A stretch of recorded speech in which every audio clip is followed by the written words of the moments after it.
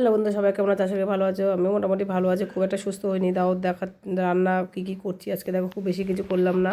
এদিকে ভাতটা আমার হয়ে গেছে, আর এদিকে নুন হলুদ মাখিয়ে রেখেছিলো বেগুনটাও প্রায় ভাজা হয়ে গেল। কথা বলতে বলতে দেখো কড়াই গরম আছে, বেগুন দিয়েছি, ভাজা হয়ে গেছে। আমার এই পাশে গ্যাসটা একটু আগুনটা বেশি। আর এদিকে ডিমে হলুদ নুন মাখিয়ে রেখেছি, চিড়ে রেখেছি। বেগুনটা তুলে নিলাম, এবারে ডিমটা দিয়ে দেবো। আর আগুনটা একটু কমিয়ে নিয়েছি, নাহলে ডিম খুব ফোটে। আমার একবার গায়ে ফুটেছিল, সে থেকে আমার খুব ভয় লাগে। ওই জন্য কমিয়ে একটু ভাজি আস্তে আস্তে করে। দেখো মোটামুটি কমিয়ে নিয়েছি গ্যাস। এবারে যে বেগুনগুলো ডিমগুলো সব দিয়ে দিলাম। দেখো উলট পালট করতে গিয়ে 2-3 জায়গায় চিড়ে নিই। দেখো কথা বলতে বলতে ডিমটাও ভাজা হয়ে গেছে, এবার নামিয়ে নেবো। তারপর ওই যে আলু কেটে এখানে রেখেছি, আর মটরশুঁটি ছুলে রেখেছি।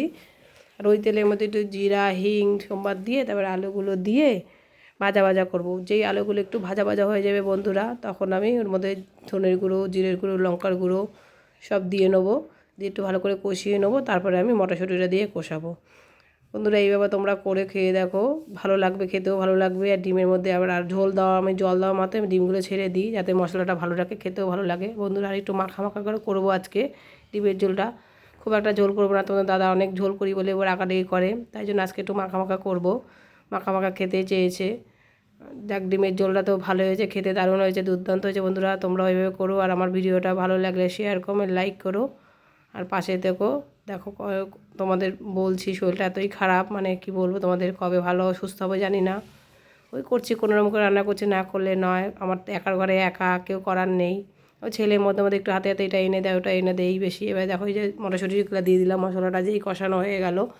তোমরা এভাবে করে দেখো, মটরটাও ভালো সেদ্ধ হয়, খেতেও ভালো লাগে। বন্ধুরা আর আমার ডিমের ঝোলটা কেমন হয়েছে, ভালো লাগলে শেয়ার কমেন্ট লাইক করো, আর পাশে দেখো।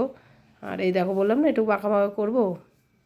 এই দেখো অল্প করেই জল দিয়েছি, মাখাও করবো।